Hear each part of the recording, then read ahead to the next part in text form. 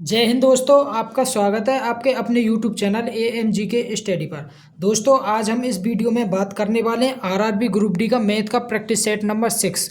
इससे पहले हमारे 5 प्रैक्टिस सेट हो चुके हैं। अगर आपने वो प्रैक्टिस सेट ना देखे हों तो उन प्रैक्टिस सेटों को ज़रूर देख लें, क्योंकि हमारे हर प्रैक्टिस सेट में वो ही क्वेश्चन है जो ग्रुप डी के एग्जाम में पूछा गया है और आगे भविष्य में पूछा जाएगा। हम ऐसे ही क्वेश्चन पढ़े हैं हर प्रैक्टिस सेट में। तो वीडियो शुरू से लेके लास्ट तक देखनी है, बीच में तो स्किप ना करनी, क्योंकि जितने भी क्वेश्चन हमने प्रैक्टिस सेट में इसमें लिए हैं ना, सभी के सभी इंपॉर्टेंट क्वेश्चन है और एग्जाम में आए हुए क्वेश्चन है ग्रुप डी के में। ठीक है ना। तो वीडियो शुरू से लास्ट तक देखनी है। देखो, आज का फर्स्ट क्वेश्चन है कि लोगों के एक समूह में पुरुष और महिलाओं और बच्चे हैं। भाई, लोगों का एक समूह है जिसमें पुरुष, मैन, वुमेन और चाइल्ड ले ले बच्चे। ठीक है दोस्तों, हम क्वेश्चन उसी टाइप से करेंगे जो मतलब हमें एग्जाम में करने की अप्रोच होनी चाहिए क्वेश्चन करने की, उसी टाइप से हम क्वेश्चन करते चलेंगे। ठीक है।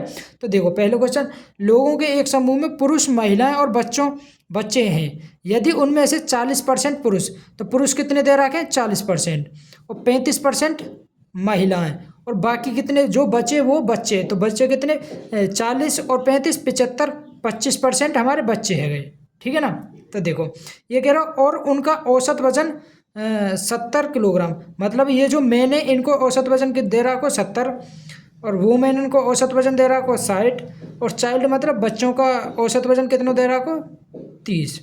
ठीक है। तो देखो, ये हमारी ऊपर संख्या दे रखी है, मतलब तो इन्हें हम मतलब काट लेंगे रेशो में, मतलब कि रेशो ले लियो इनको। तो 5 से कट गए 8 बार, 5 से कट गए 7 बार, 5 से कट गए 5 बार। अब 8 मेनन को औसत वजन 70 है, 7 में वो मेनन को औसत वजन 60 है, और 5 चाइल्ड मतलब बच्चों का औसत वजन 30 है। हमें टोटल औसत मतलब पूरे समूह को औसत वजन चाहिए। तो मान लियो उस समूह का औसत वजन टोटल 30 रहा होगा। कितना? 30 होगा। ठीक है। प्लस, अब ये 30 से कितने ज़्यादा है? 30 से 60 है, तो 30 ज़्यादा। एक को 30, तो 7 को कितना रहा होगा? 221। 7 से 21, 210 प्लस के। अब एक ये यहाँ पे 30, और ये इनको 8 को कितना? 70। 8 को कितना? 70। तो ये कितना ज़्यादा? 40 ज़्यादा। कितना? 40। एक को 40, तो 8 को 8 चौक 32, 320। लेकिन इसको हमें बताना है टोटल इनको। तो टोटल कितने हमारे? 8 और 7 15 और 5 15 और 5 20। तो यह होगा 30 प्लस ये 30 प्लस, और ये हमें सॉल्व करना होगा 30 प्लस के, या जीरो, तो ये जीरो कट गई, एक जीरो ये कट गई। तो ये आएगा 21 और 32, 53/2। तो 30 प्लस 53 में हम 2 को भाग देंगे तो 26.5 आएगा। इसे जोड़ेंगे तो ये आएगा 56.5 किलोग्राम।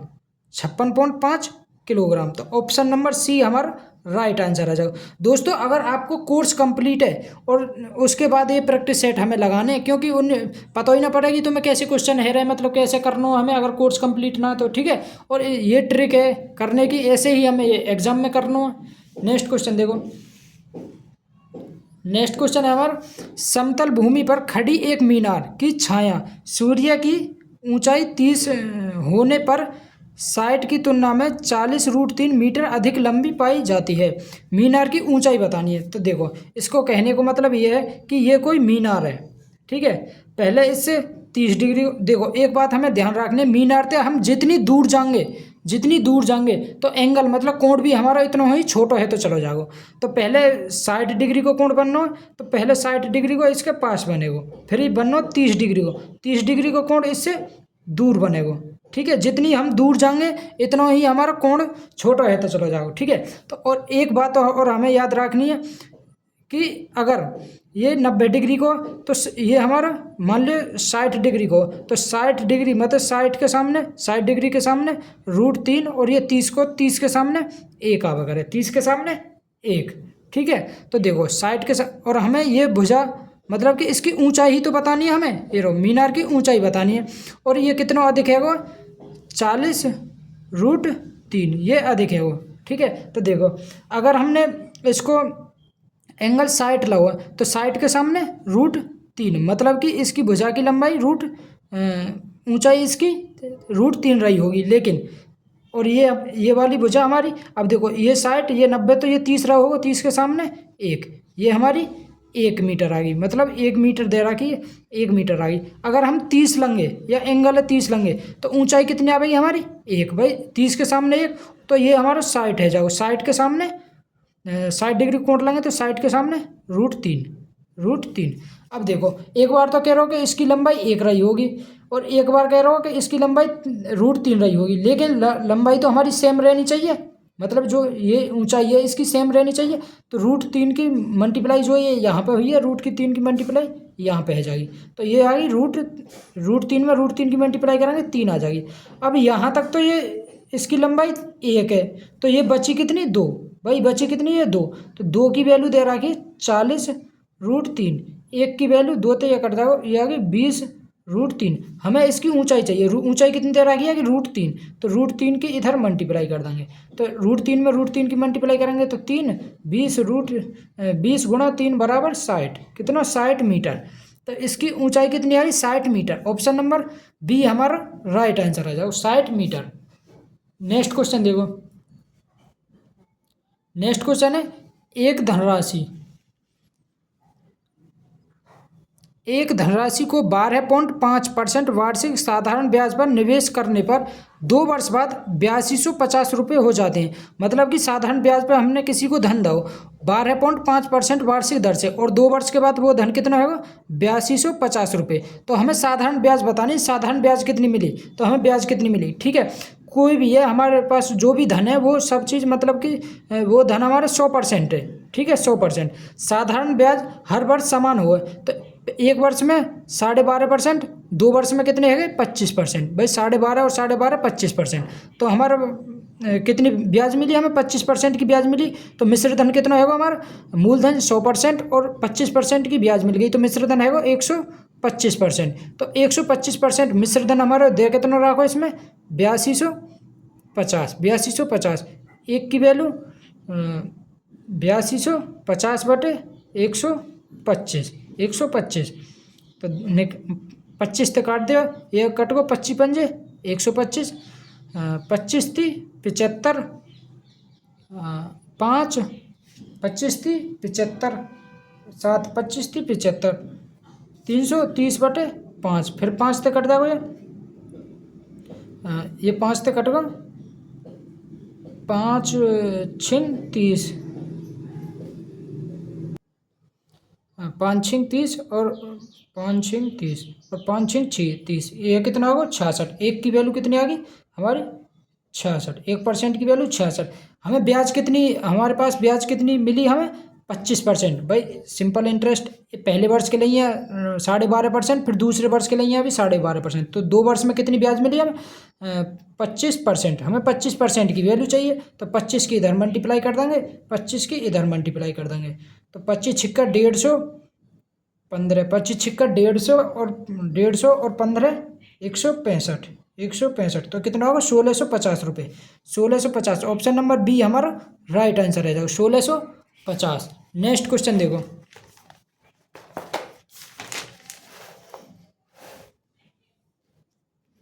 नेक्स्ट क्वेश्चन है भाई इसको मान बताना हो हमें 6x³ minus 2x² plus 3x minus कोष्टक में x³ प्लस 2x माइनस 3, इसको मान बताना हो। तो देखो 6 में x³ की मल्टीप्लाई करेंगे तो 6x³ मतलब 6x3, और देखो यहाँ पे ये x3 है तो 1 घट जाएगा वहाँ पे, तो यहाँ पे 5x³, 5 यहाँ में भी है, 5 यहाँ में भी, 5 यहाँ में भी, यहाँ में भी, ठीक है। अब देखो अब 6 की मल्टीप्लाई इसमें करेंगे तो 6 दूनी 12, या वो माइनस के 12x², माइनस के 12, देखो इसमें भी -12, -12x², इसमें भी, इसमें प्लस में, तो ये 2 ऑप्शन तो कट गए हमारे, 2 ऑप्शन कट गए। अब देखो आगे देखो, अब 6 तिया 18, ये 18x है और ये माइनस के 3x,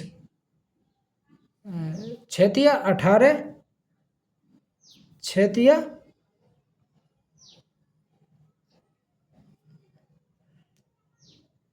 6, और ये आवेगा ये 2x है, माइनस के 2x, 6 तिया 18, 18 में थे, 2x गए तो 16x। भाई 16x यहाँ भी है और यहाँ भी है और यहाँ भी है, ठीक है। और माइनस के, और ये माइनस माइनस यहाँ पे प्लस है जाओ, तो ऑप्शन नंबर बी आ जाओ। ऑप्शन प्लस को 3, तो ऑप्शन नंबर बी हमारा राइट आंसर है जाओ, ठीक है। ऑप्शन नंबर बी हमारा राइट आंसर है। अगर ऐसे समझ में ना रहो तो देखो मल्टीप्लाई कर रही हूँ, तो ये को 6x⁻³ प्लस माइनस के 6×2 12 x² प्लस के 6×3 18x, ठीक है। अब माइनस की इधर मल्टीप्लाई करेंगे तो माइनस x⁻³ माइनस के 2x माइनस माइनस प्लस के 3। देखो 6x⁻³ में तो 1 x की पावर घट जाएगी, तो यह को 5x⁻³ माइनस के 12x² यह को माइनस के 12x² प्लस के 18x माइनस के 2x, तो यह को प्लस के 16x और ये प्लस का 3 है ही, तो ऑप्शन नंबर बी में है ये, ठीक है। तो ऑप्शन नंबर बी हमारा राइट आंसर है। जाओ नेक्स्ट क्वेश्चन देखो। नेक्स्ट क्वेश्चन है कि दो संख्याओं का योग 32 है। भाई दो संख्याओं का योग 32 है और उनमें से एक दूसरी से 18 अधिक है, तो बड़ी संख्या बतानी है। ये जो इस टाइप को जो क्वेश्चन है ना, लगभग हर शिफ्ट में पूछोगा वो, हर शिफ्ट में। तो देखो इसे क्वेश्चन करने की हमारी अप्रोच कैसी होनी चाहिए। जैसे ये करो 32 है, ठीक है, तो हाफ हाफ कर लिया, मतलब आधे आधे दे दिए दोनों ने, 16 ये करो उनमें से एक दूसरे से 18 अधिक है, एक दूसरे से 18 अधिक है, तो 18 को आधा 9, एक में 9 जोड़ दियो, एक में 9 घटा दियो, तो ये कितना होगा 25 और ये घटाएंगे तो 7, ये आगो 7। तो ये कह रहे हो तो बड़ी संख्या बताओ, बड़ी संख्या कौन सी आई 25, तो ऑप्शन नंबर बी हमारा राइट आंसर है। जाओ ठीक है। अगर ऐसे भी ना करें तो ऐसे कर लियो, मान लियो पहली संख्या x है, दूसरी है एक दूसरे से 18 अधिक, तो x प्लस 18 है जाएगी और इनको योग कितना दे रहा है 32, ऐसे कर लेंगे। या फिर तो ये आगो 2x बराबर 32 में तो इधर घट जागो, ये तो आगो 14, 32 में तो 18 गए तो 14 है, तो ये आगो x बराबर 7, तो x को मान 7, बड़ी संख्या कौन सी है x प्लस 18, तो 18 और 7 25, तो ऑप्शन नंबर बी। या ऐसे कर लियो या ऐसा कर लियो, ऐसे करेंगे तो आसान है, ठीक है। नेक्स्ट क्वेश्चन देखो। नेक्स्ट क्वेश्चन है यदि 40 रेशो 35 समानुपात 35 x, तो x को मान बताना हो, ठीक है। तो x को मान निकालने के लिए ये जो पास वाली है इनको मल्टीप्लाई है, दूर वाले की मल्टीप्लाई है जाए, तो 40 मल्टीप्लाई x बराबर 35 मल्टीप्लाई 35, तो 5 से कट गई 8 बार, 5 से कट गए 7 बार, 5 से कट गए 7 बार, तो x बराबर 7 की 35 मल्टीप्लाई कर दो, 7 पंजे 35 का 5 3 21 और 3 24, 245/8, 245/8 ऑप्शन नंबर ए में, ऑप्शन नंबर ए हमारा राइट आंसर है। जाओ नेक्स्ट क्वेश्चन देखो। नेक्स्ट क्वेश्चन है 8 की पावर 3 मल्टीप्लाई 3 की पावर 3 और ये रूट में 64 और ये मल्टीप्लाई 81, तो इसे कैसे सोल्व करेंगे। देखो 8 की पावर तो ये आगो 64 मल्टीप्लाई 9 है, 9 को क्यूब कितना हो, 9 को क्यूब 27 बटे रूट में थे 64 में थे, रूट में मतलब कि रूट में 64 है तो बाहर निकलेगा हमारा 8 और रूट में 81 में थे 9 लेकर आओ, तो 8 से कट गई 64, 8 बार 9 से कट गई 27 3 बार, तो 8 तिया 24, 8 तिया 24, ऑप्शन नंबर सी में हमारा राइट आंसर है। जब 8 तिया 24। दोस्तों ये जितने भी क्वेश्चन है ग्रुप डी में आए हुए क्वेश्चन है, ठीक है ना। नेक्स्ट क्वेश्चन देखो। नेक्स्ट क्वेश्चन है कि राजू और रमन किसी कार्य को क्रम से 12 दिन और 16 दिन में पूरा कर सकते हैं। भाई राजू कितने दिन में कर रहा हो 12 दिन में, और एक रमन कितने दिन में कर रहा हो 16 दिन में, तो टोटल कार्य आएगा हमारा 16 18 48, तो 12 चौक 48। राजू की इफिशियंसी मतलब क्षमता आ गई 4 और रमन की क्षमता आ गई 16 थी 48 3, ठीक है।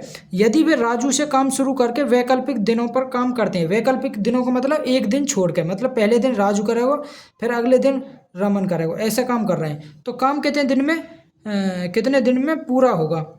तो देखो पहले राजू ने एक दिन में 4 काम करा होगा, फिर रमन ने एक दिन में 3 काम करो, तो इन दोनों ने मिलकर 2 दिन में कितना 7 काम कर दो, करवाना हमें 48, तो 7 6 दिन तक ये ऐसे ही काम करेंगे, तो 12 दिन में कितना होगा 7 6 42 काम है, लेकिन करवाना हमें 48। अगले दिन राजू आवेगा, राजू एक दिन में 4 काम कर देगा, तो कितना होगा 46, तो 13 दिन में कितना काम है हमारा 46 काम है। अब बचो कितना बच्चों कितना, 2 काम बचो। अब 2 काम है, रमन कर रहा है, वो रमन की इफिशियंसी कितनी है, 3। तो 13 सही 2 काम है, कितने कितने की रफ्तार, 3 दिन में। तो कितने दिन में कर देगा, तो 13 ती 39 और 2 41/3, 41/3। ऑप्शन नंबर ए हमारा राइट आंसर है, 41/3 दिन में ये दोनों मिलकर काम को पूरा कर देंगे। नेक्स्ट क्वेश्चन देखो। नेक्स्ट क्वेश्चन है, एक पिता और उसकी बेटी की वर्तमान आयु का योग 80 है। मान लीजिए प्रेजेंट में, ये प्रेजेंट में मतलब कि फादर और मतलब बेटी डॉटर है, ठीक है। फादर मतलब पिता हमने एफ ते लिख दी है, डॉटर मतलब बेटी हमने डी ते लिख दी है। ये करोगे और उनकी योग कितना हो, वर्तमान में 80 है। इन दोनों की आयु को योग 80 दे रखा होगा।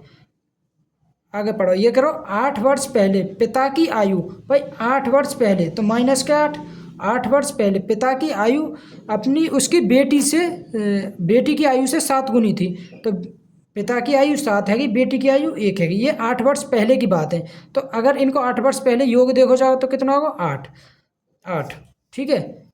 और इनकी आयु का योग कितना हो जाएगा भाई, 8 वर्ष बेटी की भी घटेगी, 8 वर्ष पिता की भी। तो 8 वर्ष मतलब 16 वर्ष घटेंगे।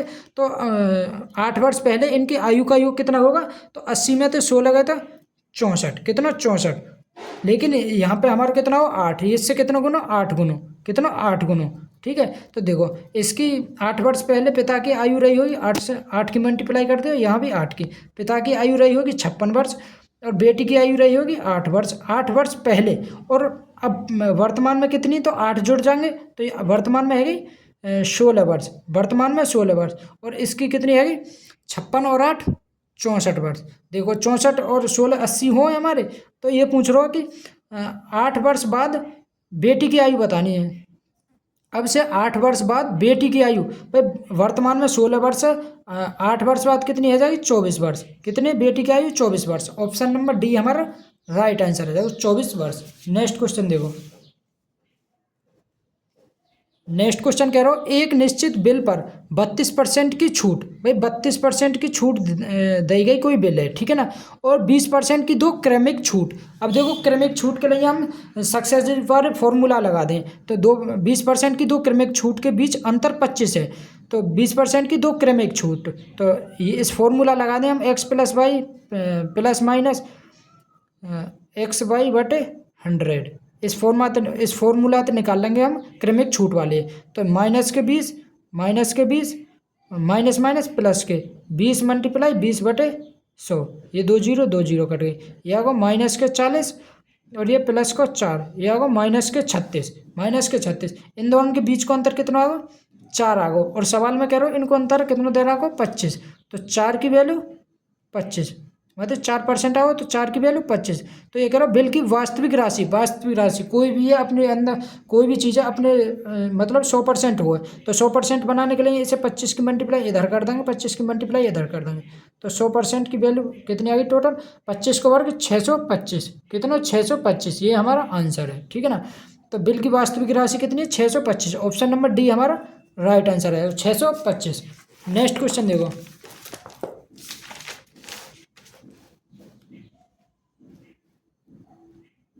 नेक्स्ट क्वेश्चन है, एक कार 5 घंटे में 275 किलोमीटर की दूरी तय कर सकती है। भाई 275 किलोमीटर की दूरी 5 घंटे में तय कर रही है, तो स्पीड कितनी आ गई, 5 पंजे 25, 2 5 पंजे 25, मतलब 55 किलोमीटर प्रति घंटे की रफ्तार से चल रही होगी वो, ठीक है ना। यदि इसकी गति 5 किलोमीटर प्रति घंटा कम कर दी जाए, पहले 25 की चल रही, अब 5 कम कर देंगे तो 50 की थे, 50 किलोमीटर प्रति घंटे की रफ्तार से चल रही है, ठीक है। तो ये कह रहा हूँ कि 250 किलोमीटर की दूरी को तय करने में कितना समय लगेगा। तो 250 किलोमीटर है, 50 की रफ्तार से चलेगी तो कितने घंटा में, 5 5 25, 5 घंटा में तय कर लेगी। ऑप्शन नंबर ए हमारा राइट आंसर है, जो 5 घंटा। नेक्स्ट क्वेश्चन देखो ये द्विघात समीकरण दे रहा को, एक्स स्क्वायर माइनस के 5x प्लस 7 बराबर 0 के मूलों की प्रकृति क्या होगी। देखो अगर हमें मूलों की प्रकृति लिखानी है तो हम कंपेरिजन करें, मतलब कि बी स्क्वायर माइनस 4ac से 4ac। अगर ये 0 इसको मान 0 से बड़ो आवेगो तो मूल हमारे होंगे रियल मतलब कि वास्तविक। अगर बी स्क्वायर माइनस 4ac का मान इससे छोटा आवेगो, मतलब इसके बराबर आवेगो तो मूल होंगे बराबर होंगे। मूल कैसे होंगे? बराबर। अगर बी स्क्वायर माइनस 4ac का मान इससे छोटा आवेगा तो मूल होंगे हमारे इमेजनरी। इमेजनरी मतलब कि काल्पनिक। अब देखो बी स्क्वायर मतलब बी हमारा -5, तो -5 का वर्ग माइनस 4a कितना दे रहा को 1 आवेगा, क्यों ए हमारा ये बी को मान ये, सी को मान ये आवे, ठीक है, और सी को मान 7, ठीक है। तो ये आगो हमारा 0, तो 5 पंजे 25 माइनस 7 चौक 28, या को माइनस को 3, तो ये 0 ते छोटो है, ये बारो 0 ते छोटो है, तो 0 ते छोटो तो कैसे बनेगा हमारा इमेजनरी। इमेजनरी मतलब कि अब देखो रियल तो ये बनेगा ना इक्वल बनेगा, ना रेशनल, ना रियल ना इक्वल। रियल तो होगा ना, क्योंकि रियल जब हो वैसे 0 ते बड़ा आवेगा, तो ये भी ऑप्शन गलत, ये भी गलत। ये कह रहा नॉट रियल। नॉट रियल मतलब कि नॉट रियल मतलब इमेजनरी, काल्पनिक बनेगा, तो ऑप्शन नंबर बी हमारा राइट आंसर है। तो मूलों की प्रकृति कैसी होगी हमारी? काल्पनिक। ऑप्शन नंबर बी हमारा राइट आंसर है, मतलब कि नॉट रियल। नेक्स्ट क्वेश्चन देखो। नेक्स्ट क्वेश्चन है कि निम्नलिखित में से कौन सा युग्म सह अभाज्य नहीं है? सह अभाज्य को मतलब है सह अभाज्य युग्म वो ही हो जिसका HCF 1 हो। HCF 1 हो वो सहअभाज्य हो। देखो इसको HCF 1 है तो ये सहअभाज्य। 15 और 17 को HCF 1 तो ये भी सहअभाज्य। 17 23 को HCF 1 ये भी सहअभाज्य। लेकिन 17 और 34 को HCF हमारा 17 आवेगा, कितना 17। लेकिन या को HCF 1 ना, तो ऑप्शन नंबर डी हमारा राइट आंसर है। नहीं बारह पूछो हमारा, तो ऑप्शन नंबर डी हमारा राइट आंसर है। नेक्स्ट क्वेश्चन देखो। नेक्स्ट क्वेश्चन कह रहा हो कि 10 सेंटीमीटर व्यास वाले एक बेलन का कुल पृष्ठीय क्षेत्र 330 वर्ग सेंटीमीटर स्क्वायर है। बेलन की ऊंचाई बतानी है हमें। तो देखो व्यास कितना दे रहा है आपको? 10 सेंटीमीटर। तो त्रिज्या निकल के आ जाएगी, मतलब त्रिज्या जो हो व्यास की आधी हो तो 5 सेंटीमीटर आ गई त्रिज्या। और बेलन का कुल पृष्ठीय क्षेत्र 330 दे रहा को। बेलन के कुल पृष्ठीय क्षेत्रफल का फॉर्मूला हो 2πr r प्लस के h, और ये कितना दे रहा को? 330। जब तक बेलन के कुल पृष्ठीय क्षेत्रफल को फॉर्मूला याद ना होगा तब तक ये सवाल होगा ना, ठीक है ना। तो देखो 2 गुणा पाई को मान 22/7, आर को मान हमारा 5, आर को मान 5 और एच को मान हमें निकाल लो, और ये आ गई 330। अब देखो 5 दूनी 10, 10 थे मतलब ये 0 कट गई। 11 दूनी 22, 11 तिया 33, इधर 3 आ गो, तो 2 में 5 की मल्टीप्लाई करेंगे 10 प्लस के 2h बराबर 7 की मल्टीप्लाई 3 में जाके आएगी तो ये आगो 21। ये आगो 2h बराबर 21 में थे 10 घट जाएंगे तो 11। अब 11 में 2 को भाग देंगे तो h बराबर आएगा 5.5, 5.5, तो 5.5 सेंटीमीटर। ऑप्शन नंबर सी हमारा राइट आंसर है। जाओ नेक्स्ट क्वेश्चन देखो।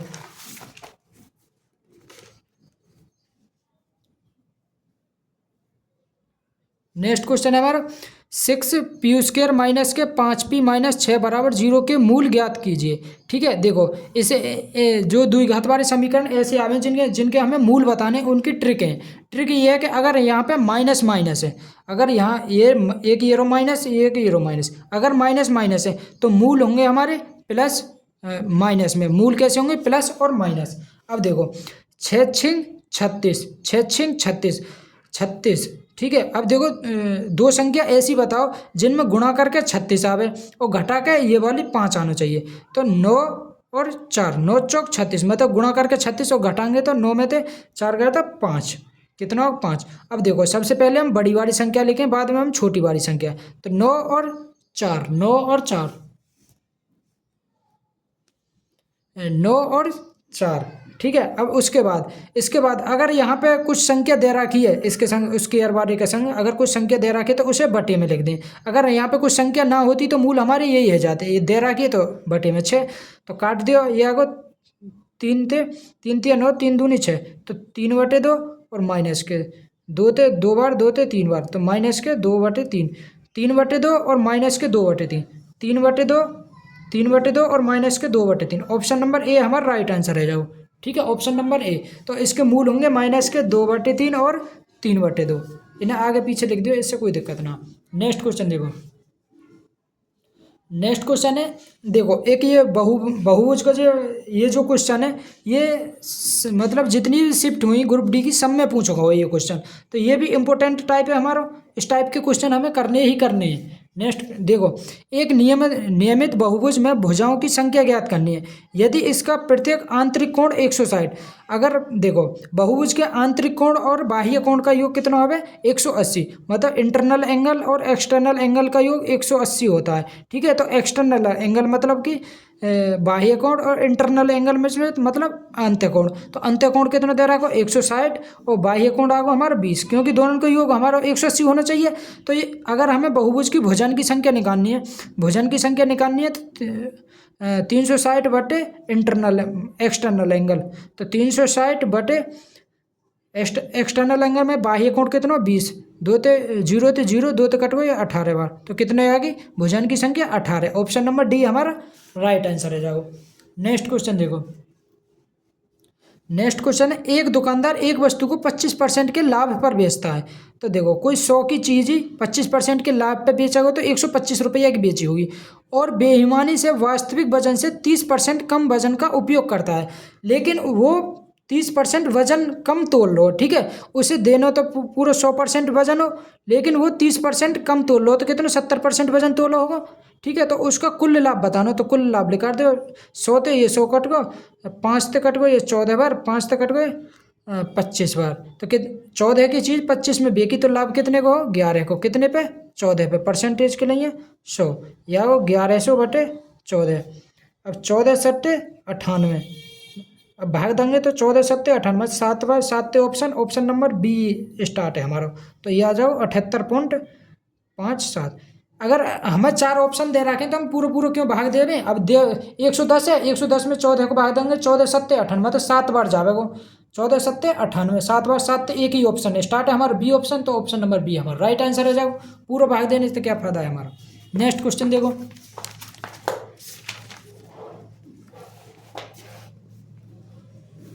नेक्स्ट क्वेश्चन है हमारा, मोहित का वेतन 15,000 रुपये प्रति माह है, मतलब कि मोहित एक महीना में 15,000 रुपये कमावे। वह 5,000 घर के किराए पर और 2,000 बिलों पर और बाकी राशि अपनी मासिक बचत खर्च करता है, मतलब मासिक बचत पर। तो ये कह रहा हूँ कि 2,000 तो वो घर के किराए पे खर्च करे, 5,000 तो घर के किराए पे खर्च करे और 2,000 रुपये वो बिलों पे खर्च करे, तो मतलब कि वन टोटल 7,000 खर्च कर दे। 7,000 खर्च करने के बाद बाकी राशि अपनी मासिक बचत पर खर्च करता है, तो बाकी राशि उसके पास कितनी बची 8,000 बची, कितनी 8,000 रुपये, 8,000। एक वर्ष के अंत ना, एक वर्ष में उसकी बचत ज्ञात कीजिए। एक वर्ष में हमें उसकी बचत ज्ञात करनी है यदि उसने अपने जन्मदिन के महीने में जन्मदिन के मनाने के लिए अपनी पूरी मासिक राशि पूरी बचत भी खर्च कर दी। मतलब कि 12 महीनों में तो एक महीना ऐसा हो जिसमें उसको जन्मदिन आवे, उसने उस महीना में मतलब कि बिल पे और घर पे जो खर्चा हो वो तो हो ही हो 7,000, लेकिन वाने जो 8,000 जो बचत थी वो भी खर्च कर दी, तो उसने मतलब कि 11 महीना बचत करी होगी। कितने 11 महीना, 8,000 रुपया एक महीना में बचावे, तो 11 महीना में कितनी बचत करी होगी 8,800 रुपया, कितने 8,800। तो ऑप्शन नंबर 8,800 ना 88,000, 88,000 ऑप्शन नंबर ए हमारा राइट आंसर है। मतलब 88,000 रुपये बचाए होंगे उसने 11 महीने में, एक महीने में 8,000 बचा रहा हो तो 11 महीने में 88,000। नेक्स्ट क्वेश्चन देखो। नेक्स्ट क्वेश्चन है, D square plus 1/d, D square plus 1/d square बराबर 18, तो d की पावर 3 माइनस 1/d की पावर 3 को मान हमें बताना हो। ठीक है, तो देखो आप सभी को पता होगा कि एक्स स्क्वायर प्लस 1/x बराबर 1/x स्क्वायर बराबर ए अगर दे रहा को हमारा, तो हमें अगर x माइनस 1/x चाहिए, x माइनस 1/x चाहिए, तो रूट में a-2 कर देगा, नहीं तो हमें x माइनस 1/x को मान निकल आवे। ठीक है, x माइनस 1/x को मान, अगर हमें x माइनस 1/x को मान a दे रहा को, अगर हमें निकालना x square plus 1/x square को मान, तो ए स्क्वायर प्लस के 2 होता है। अगर हमें चाहिए एक्स की पावर 3 माइनस एक्स की पावर 3, एक्स की पावर 3 माइनस 1/x की पावर 3 को मान चाहिए, तो a की पावर 3 प्लस के 3a होता है। अगर हमें x प्लस 1/x निकालना है तो रूट में a स्क्वायर प्लस 4 होता है। ये हमारे कुछ मतलब कॉन्सेप्ट है जो हमें याद रखने। अब देखो D square plus 1/, D square बराबर 18 दे रखो। तो हमें डी की पावर 3 माइनस 1/d की पावर 3 को मान चाहिए। तो डी की पावर 3 माइनस 1/d की पावर की 3 को मान कब निकलेगा? जब डी माइनस 1/d को मान चाहिए हमें। तो डी माइनस 1/d बराबर देखो, तो देखो अगर स्क्वायर होते हमें माइनस बारे में जानो सिंगल डिजिट में, तो हम रूट में ये आएगा 18 माइनस के 2, तो ये आएगा 16 रूट में, तो ये आएगा हमारा 4। तो d माइनस 1/d बराबर आएगा 4। अब हमें d की पावर 3 माइनस डी की पावर माइनस 1/d की पावर 3 पे जानो। तो d की पावर 3 माइनस 1/d की पावर 3 बराबर, तो इस पे जाने के लिए हमें a की पावर 3 मतलब कि 4 की पावर 3 प्लस के 3 मल्टीप्लाई a मतलब 3a मतलब कि 3 मल्टीप्लाई 4। तो 4 को क्यूब 64 प्लस 4 थी 12, तो 64 और 12 कितने हो 76, कितने 76। तो ऑप्शन नंबर सी हमारा राइट आंसर है जो 76। ये जो कॉन्सेप्ट है ये हमें याद रखने तभी ये क्वेश्चन है देखो, ठीक है ना। नेक्स्ट क्वेश्चन देखो,